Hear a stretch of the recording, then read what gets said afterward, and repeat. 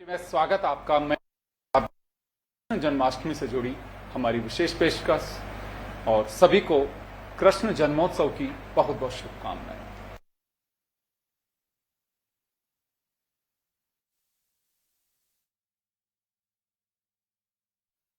और कितने ही बचपन से चीजें सुनते आ रहे हैं, सदियों से भगवान का जो स्वरूप है उसके बारे में कहा जाता है कि भगवान कृष्ण केवल एक नाम नहीं है, ये सृष्टि के रचयिता है और सृष्टि ही अपने आप में भगवान कृष्ण में समाई हुई है। तो चलिए हम चर्चा करेंगे। और आज हमारे साथ वो प्रोफेशनल्स हैं जो काम के साथ साथ भगवान के लिए समय निकालते हैं। और ऐसे एक हम लोगों ने आज का दिन कृष्ण जन्माष्टमी का है और भगवान के भक्त और सेवक जो बिल्कुल पूरी तरह से अलग अलग संस्थाओं के साथ जुड़े हुए हैं, जिन्हें हम ड्यूटीज कहते हैं, यानी कि वो उन्हीं के प्रति समर्पित हैं। कोई मंदिर में है, सुबह से सेवा कर रहा है, रात तक सिलसिला चलेगा। हमने कुछ लोगों से आग्रह किया है और उनको हम स्टूडियो में बुलाए हैं, उनसे जानना चाहेंगे।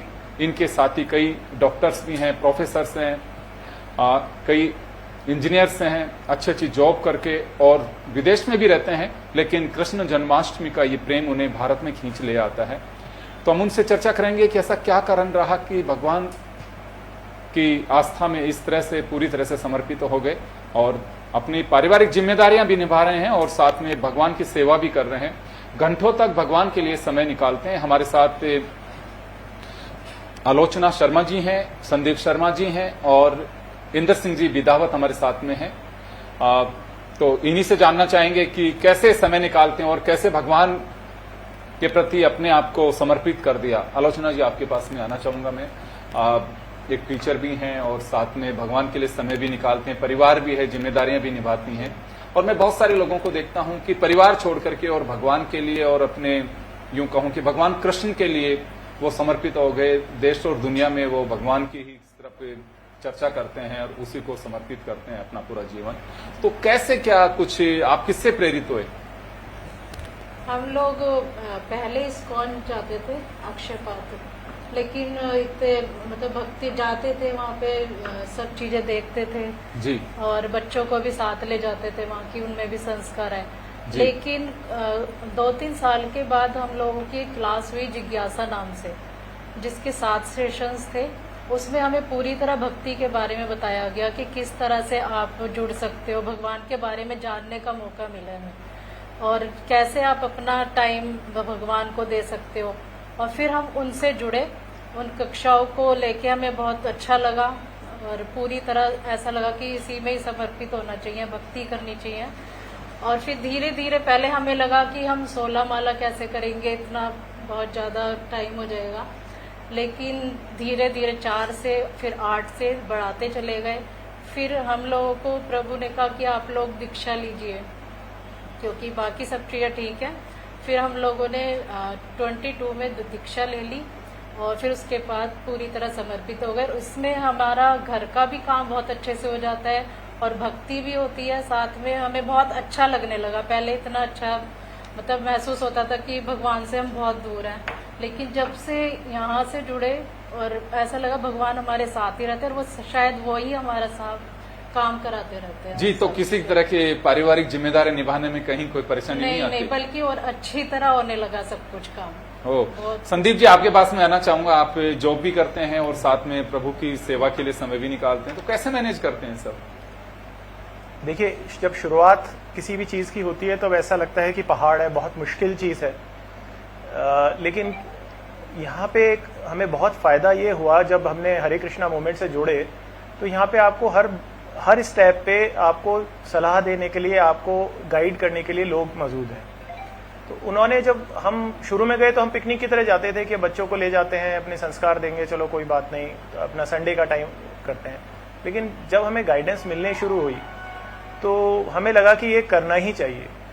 फिर एक बड़ी मुश्किल ये आ गई कि मैं ऑफिस जॉब था मेरा तो टूरिंग जॉब रहता था काफ़ी, तो ये कैसे होगा, ये सारी चीज़ें कैसी होगी। लेकिन जब करने लगे तो एक चीज़ समझ में आई कि हम काफ़ी चीज़ें अपने दिमाग में बुन लेते हैं कि ऐसा होगा, ये ऐसा कैसे होगा, ये ऐसा कैसे होगा। एक एग्जाम्पल लेते हैं जैसे अखबार पढ़ने का, लोग अखबार में घंटों निकाल देते हैं पढ़ते हुए, जबकि उसमें अगर मेन खबरें करें तो 5 या 10 मिनट में अपन कर सकते हैं।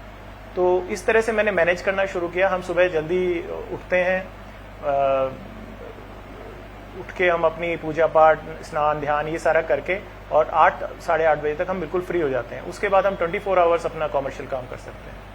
ये मैनेज करने की बात है, ये मैनेज करने की बात है सारी। जी इंद्र सिंह जी, आप भी एक कंपनी से जुड़े हुए हैं और सीनियर सेल्स मैनेजर हैं। समय मिल जाता है, क्योंकि प्राइवेट जॉब और जॉब के साथ साथ कंपनी की अपनी भी कुछ अपेक्षाएं होती हैं, तो ये कैसे मैनेज करते हैं आप? हरे कृष्णा प्रभु। प्रभु, आध्यात्मिक का मतलब होता है ज्ञान। जब आपको ज्ञान चीजें मिल जाती है, ज्ञान का जब आपको कुछ नॉलेज होता है तो आपकी चीजें व्यवस्थित हो जाती है। उससे पहले हमारी जो चीजें होती थी, हमारे पास समय वही है, उस समय का सदुपयोग नहीं होता था। ज्ञान जैसे ही हमको मिला तो हमारी लाइफ में पहले एज ए भौतिक जीवन था, उसके बाद में हमारे को आध्यात्मिक ज्ञान मिला। तो यानी हमको हमारे जीवन में एक संतुलन बनाना था कि आध्यात्मिक और भौतिक जीवन को हम कैसे मिलाएंगे, इसको कैसे संतुलित करें। इसमें हम ये कहना चाहेंगे कि हरे कृष्णा मूवमेंट जयपुर भगवान की कृपा से समहाउ उनके कनेक्ट आए, उनका प्रयास हुआ, उनके प्रयास से हमारी शक्ति को सही तरीके से उन्होंने बताया कि हम कैसे हमारी शक्ति को यूज करें। उनके प्रयास से और भगवान की कृपा से हमने हमारी शक्ति को सही दिशा के अंदर यूज करना चाहा। समय वही होता है, हमको पता नहीं था कि कैसे क्या करना है, लेकिन जैसे ही हमको उनका सानिध्य मिला, उनका एसोसिएशन मिला और उन्होंने हमारे को एक व्यवस्थित लाइफ कैसे हम जी सकते हैं वो उन्होंने हमको बताया। प्रभु, मैं बताना चाहूंगा, जब फर्स्ट टाइम पे मेरे पास में जब एक डिवोटी आए टेम्पल से, उन्होंने हमको टेम्पल बुलाया, बट समहाउ फर्स्ट टाइम पे हम नहीं जा पाए। लेकिन उनका प्रयास इतना था, वो हमेशा आते थे और जब भी आते वो कुछ खाजा का प्रसाद लेके आते, ऑफिस में आते, वो मंदिर आने के लिए प्रेरित करते। यानी उनका प्रयास रहा और उन्होंने एक दिन हमको मंदिर लेके ही बुलाया। हम मंदिर गए, मंदिर जाके मंदिर के प्रोग्राम को देखा। प्रोग्राम को देख के पहले उन्होंने इवनिंग प्रोग्राम में बुलाया, हमको बहुत अच्छा लगा। यानी कि उनका जो इवनिंग का प्रोग्राम होता है वो बड़ा अट्रैक्टिव होता है एज ए फैमिली के लिए। तो हम उस टेम्पल के प्रोग्राम में गए। स्लोली उन्होंने हमको एक अलग तरीके से बोला कि आप एक बार मॉर्निंग का प्रोग्राम अटेंड कीजिएगा। मॉर्निंग के प्रोग्राम के हम अंदर गए तो जब हमने वहां पे देखा कि इतने सारे भक्त लोग, युवा भक्त लोग, जिनके लिए बोला जाता है कि भक्ति तो आपकी आफ्टर 50 इयर्स या ओल्ड एज के अंदर स्टार्ट होती है। जब वहां पे हम गए, हमने देखा कि सारे युवा, एक भी कहने के लिए नए के बराबर, नन ऑफ केसेज आपको मिलेंगे जो कि बुजुर्ग अवस्था में थे। उनसे हमको अगेन एक प्रेरणा मिली। हमने पूरी क्लास अटेंड करी, वहां का प्रोग्राम सिस्टम देखा। अगेन उनका एक प्रयास रहा, उन्होंने हमको दोबारा वापस बोला कि आप मंगला में आइएगा। प्रभु, जैसे हम मंगला में गए तो हमारे समय का जो कैसे सदुपयोग होता है वहां से हमको सीखने को मिला। उनके जीवन से प्रेरणा मिली कि हम 4:30 बजे अगर मंगला स्टार्ट करते हैं तो हमने 4:30 बजे मंगला भी स्टार्ट करी। मंगला हमारी पूरी होने के बाद में वो हमको बोलते कि आप 16 माला करो। उससे पहले हम भी ये बोलते थे कि हमारे पास समय नहीं है, लेकिन उस समय को हम सिर्फ नींद के अंदर या बेकार के काम के अंदर हम आराम से सो के वेस्ट करते थे। उसी समय के अंदर हम लोग 5 बजे से लेके 7 बजे तक, मैंने खुद ने किया, 7 बजे तक मेरी 16 माला हो जाती थी, जबकि उससे पहले मैं 7 बजे तक सोता रहता था। 7 बजे मेरी माला पूरी कंप्लीट हो गई। 7:30 बजे हमने वहां का ही फॉलो किया, हमने दर्शन आरती करना चालू की। मंदिर जाना नहीं हुआ तो हमने वो सिस्टम को अडोप्ट किया घर पे। हमने दर्शन आरती स्टार्ट करी। दर्शन आरती हमारी कंप्लीट हो गई 8 बजे। 8:15 बजे से लेके साढ़े 8 तक मैंने भागवतम का प्रभुपाद जी जो हमारे आध्यात्मिक गुरु हैं, शिक्षा गुरु हैं, दीक्षा गुरु हैं, उनके प्रवचन सुनना चालू किया। वीडियो के अंदर उनका एक वीडियो रहता है, उसको लेक्चर को सुनना चालू किया। हमारे को 8:30 तक हमारा लेक्चर भी पूरा हो जाता। 8:30 से लेके 9 बजे अगेन, जब तक ना फैमिली के अंदर प्रसादी वसादी भोग की तैयारी हो जाती, मैं 8:15 से 8:30 तक, सॉरी 8:30 से लेके 9:15 बजे तक इवन तो मैं भागवतम का भी स्टडी कर लेता। यानी टाइम वही था, लेकिन वो सही सदुपयोग में आ गया। मेरे को सुबह 4:30 से लेके 4 बजे उठना चालू किया। जो गतिविधि जो हमारे को प्रेस्क्राइब ड्यूटीज फॉर द आध्यात्मिक जीवन के लिए बताई, हमारी ड्यूटी कंप्लीट हुई। इवन दो यानी जो मुझे करना चाहिए था, जो मैं एक आश्रम में जाके कर सकता हूँ, वो मैंने घर पे चालू कर दिया। तो आपका काम सफर नहीं किया इससे? बिल्कुल नहीं, बल्कि समय का सदुपयोग हुआ मेरा। जी, तो आप रेस्ट कब करते हैं फिर? रेस्ट के लिए टाइम का व्यवस्थित हो गया। अभी हुआ क्या कि 9:15 बजे फिर मैं जैसे ही भागवतम की अपनी कथा करके प्रसाद 9:30 बजे लेके मैं मेरे ऑफिस पहुंच जाता। 10 बजे से मेरा ऑफिस टाइम स्टार्ट होता, मैं 10 बजे ऑफिस पहुंच जाता। 1 से 2 मेरा लंच होता है। 1 से 2 के लंच के अंदर लंच हम लोग हार्डली आधे घंटे में या 15 मिनट में पूरा होता। अगेन वही प्रेरणा वहां से मिली, मैं भगवत गीता को वहां पे स्टडी कर लेता। मैं जो पहले जो टाइम मेरा खराब करता था, वो आधे घंटे में फिर भगवत गीता स्टार्ट करना चालू कर दिया मैंने वहां पे। शाम को 6 बजे तक मेरा ऑफिस आवर्स होता है। शाम को 6 बजे यानी 6:15 बजे तक मैं ऑफिस से निकलता, घर पे पहुंचता 7 बजे तक। 7 बजे 7:30 के बीच में घर पे जाके अपना स्नान करके 7:30 बजे का प्रयास ये रहता कि 7:30 से 8 के बीच में हम लोग प्रसाद ले लेते। 7:30 तक भगवान का भोग लग जाता घर पे। 7:30 से 8 के बीच में हम प्रसाद ले लेते हैं। 8:15 बजे मंदिर में आरती होती है। We started aarti in home, because उसमें बच्चे भी शामिल हो जाते हैं। तो शाम का प्रोग्राम में हम बच्चों की मॉर्निंग में मंगला आरती में उनमें बच्चे स्कूल चले जाते हैं। तो 8:15 बजे वापस हम बच्चों को साथ में ले लिया और बच्चों को साथ में बैठ गए और हम लोग आरती कर लेते। 8:30 तक हमारी आरती हो जाती। 8:30 से लेकर 9 का जो टाइमिंग होता, वो एक पूरा टाइम ऐसा बिजी शेड्यूल होता कि उसमें वो मैंने फैमिली को देना साथ में, क्योंकि फैमिली इश्यूज कैसे डिस्कस करें। 8:30 से लेकर 9 बजे तक मैंने डिसाइड किया कि हमको 8:30 से 9 के बीच में फैमिली के साथ में वॉक करने जाना। तो खाना खाने के बाद में हमारा वॉक भी हो जाता और हमारे फैमिली इश्यूज, जो भी इश्यूज इन द सेंस जो फैमिली से रिलेटेड बात। सोते कितने बजे हैं आप? हाँ, वही बताना होगा। वो 9 बजे हमारा वो था। 9 बजे बाद में जब मैं ऊपर आता, जैसे हम लोग वॉक करके सोसाइटी में ऊपर आते, again I started to read. मैं बुकिंग फिर अगेन बुक कृष्णा बुक या कुछ प्रभुपाद की लीलामृत पढ़ता। 9:30 बजे तक मैं वो पढ़ता। 9:30 बजे जो भी फाइनली अपने को दूध लेना है वो लिया। 9:30 बजे से लेकर 10 के बीच में सो जाता। यानी कि मैंने रियलाइज किया कि 6 घंटे इज सफिशिएंट फॉर। हाँ, 6 घंटे तो ठीक है, लेकिन फिर सामाजिक लाइफ भी होती है। तो रूटीन का आपका प्रोग्राम हो गया संडे में। तो मुझे एवरीडे जो रूटीन जो लाइफ है वो मुझे वर्किंग आवर्स में तो ये भी नहीं। जो मेरे वर्किंग डे है उसमें तो मुझे अगर इन्विटेशन है कहाँ पे जाना, वो एक अलग बात होती है, बट वो एक डेली बेसिस पे अपने होते नहीं है।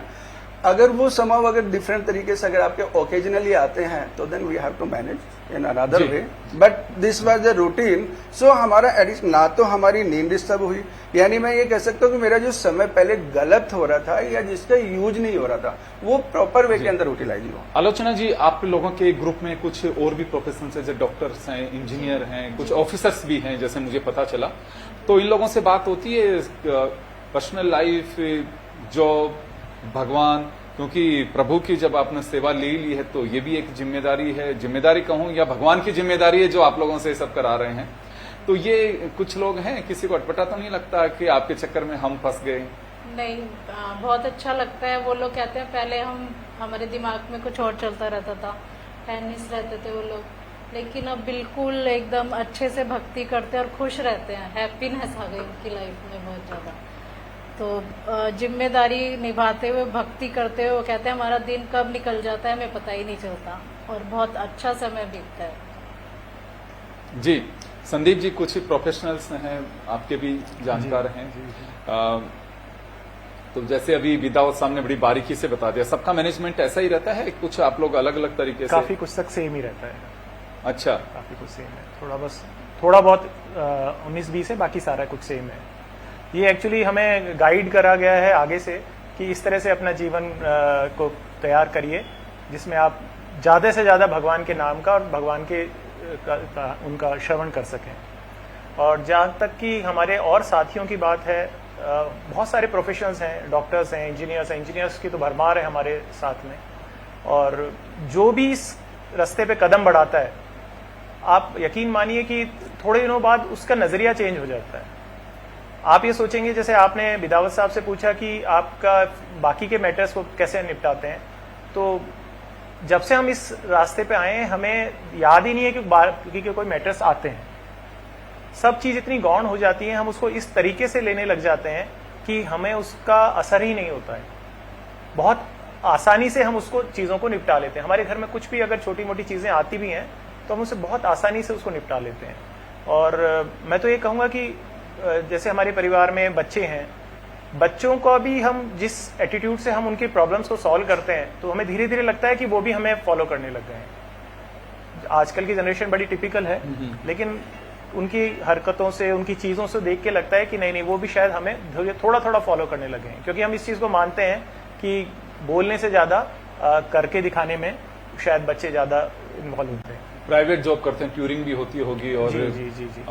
तो वो कहीं नहीं, हमें जब मेरे को ये पता चला था कि टूरिंग के समय हमें प्याज, लहसुन, चाय, कॉफी सब कुछ छोड़ना होता है। इसमें जैसे जैसे भक्ति में आगे बढ़ते हैं, अपने आप को प्योरीफाई करने के लिए, अपने आप को और सात्विक रखने के लिए प्याज, लहसुन है, चाय, कॉफी, ये सब चीज छोड़नी पड़ती है। तो सुन के एक बार तो बड़ा अचंभा हुआ था, और हमने इस चीज को अपनाने के लिए तकरीबन 1.5 से 2 साल लिए थे। हम कहते रहे कि नहीं, ये शायद ये नहीं हो पाएगा, बाहर जाएंगे तो चाय कॉफी तो कोई ऑफर करेगा ही, तो हम कैसे उसको मना कर पाएंगे। या बाहर जाएंगे, होटल में जाएंगे, प्याज लहसुन तो प्याज तो मिलती ही मिलती है हर ज्यादा चीजों में। लेकिन ये 1.5-2 साल बाद जब हम अपने आप को मजबूत पाए, बाहर से कुछ भी नहीं हुआ, लेकिन हमने अपने आप को मजबूत किया, तो आज करीबन 10 साल हो गए। ना तो हमारे घर में आता है, और हम बाहर भी हर जगह मिलता है। हमें बस कहना पड़ता है, या हमें उस चीज की डिमांड करनी पड़ती है कि हमें बिना प्याज का चीज चाहिए, बिना लहसुन की चीज चाहिए, चीज मिल जाती है। हाँ, वेराइटीज बहुत नहीं होती है, लेकिन संतुष्टि पूरी हो जाती है। जी, तो पूरी तरह से खाना पीना सब कुछ ही उसी तरह से। चलिए, कृष्ण जन्माष्टमी है, तो इसके लिए आप जैसे लोग हैं जो पूरी तरह से भगवान की राह पे ही अपने आप को समर्पित कर दिया है, और उसी में आप लोग अपनी व्यवस्थित जिंदगी सेट की है उन्होंने, तो क्या कुछ खास जन्माष्टमी को लेके? देखिए, जन्माष्टमी पे जो हम अपने आप को कोशिश करते हैं कि हम भगवान के लिए सेवा कर सकें, कुछ भगवान के निमित्त अपने आप को अर्पण कर सकें। तो कहा जाता है कि तन मन धन कैसे भी सेवा करी जाए। धन जो भी हमारा सामर्थ्य होता है हम कोशिश करते हैं, लेकिन हम सबसे ज्यादा अपना तन को लगाने की कोशिश करते हैं, क्योंकि भगवान ने गीता में कहा है कि उनको प्रचार बहुत पसंद है, और हम चाहते हैं कि लोग ज्यादा से ज्यादा भगवान के बारे में जानें। भक्त बनते हैं नहीं बनते वो अलग बात है, लेकिन as a Hindu, as a Sanatani, हमें अपने भगवान के बारे में पता होना चाहिए कि हमारे भगवान कौन है। तो हम जन्माष्टमी पे स्पेशली हम लोग गीता की और भागवतम की क्लासेस हर हफ्ते चलाते हैं। तो जन्माष्टमी पे हम किसी ना किसी मंदिर में जाके, और जितने भी भक्त आते हैं उनको समझाने की कोशिश करते हैं कि आप हमारी क्लास में आइए, हमारे साथ आइए, संडे को थोड़ा सा समय निकालिए, और कोशिश करते हैं कि भगवान के बारे में हम कुछ प्रचार जी। संदीप जी, समय कम है, मैं आलोचना जी के पास में जाना चाहूंगा। मैम, आप पे तो दोहरी जिम्मेदारी है, परिवार की जिम्मेदारी है, बच्चे भी हैं, जॉब भी करनी है, घर की जिम्मेदारियां भी संभालनी है, तो कैसे मैनेज करते हैं ये? कुछ किसी एक जगह कंप्रोमाइज करते हैं, या तो भगवान की माला में कंप्रोमाइज हो, या फिर अपने व्यवस्थित काम में कंप्रोमाइज हो? कहाँ कंप्रोमाइज करते हैं आप, या फिर नींद में करते हैं आप? थोड़ा थोड़ा सा समझा करना पड़ता है, क्योंकि एक्चुअली में क्या है, काम को भी थोड़ा मैनेज करना जरूरी है अच्छे से, और वर्क को भी। तो मतलब हर चीज में करना पड़ता है। जैसे माला प्रीफरेंस जो होती है वो माला करने पे होती है कि माला अच्छे से हो जाए, उसके बाद धीरे धीरे बाकी काम करते रहते हैं। जी, चलिए, मैं बिदावत साहब आपके पास नहीं पहुंच पाऊंगा क्योंकि समय का अभाव है, तो चलिए हमारे साथ में एक महज कुछ हमने 3 हमारे अतिथियों को जोड़ा, एक वानगी के रूप में आप समझ सकते हैं। देश और दुनिया में इस तरह के लाखों लोग हैं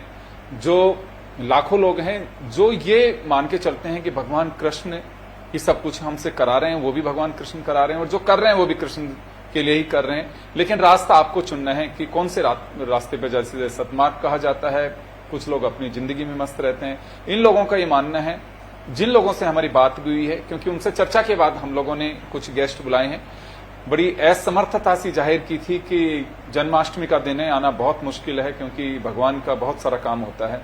लेकिन हमने रिक्वेस्ट की, ये लोग हमारे स्टूडियो आए और अपनी बात कही है। इन लोगों ने, इनका साफ कहना है कि जीवन तो कोई भी जी सकता है, मवेशी भी जीते हैं, पशु भी जीते हैं, लेकिन आप उसको मैनेज करके जीते हैं तो लगता है कि यही एक अच्छा जीवन है जो भगवान को भी समर्पित होता है और खुद की अपनी लाइफ भी आप अच्छे से जी सकते हैं। इससे भी एक मैं कहूंगा कि समय का मैनेजमेंट, लाइफ का मैनेजमेंट और आपके जीवन का मैनेजमेंट भगवान कृष्ण आपको सिखाते हैं। वही सीख इन लोगों ने सीखी जो अपने जीवन में इन्होंने उतारी है। तो चलिए, आप सभी को कृष्ण जन्मोत्सव की बहुत बहुत शुभकामनाएं। दीजिए इजाजत, नमस्कार।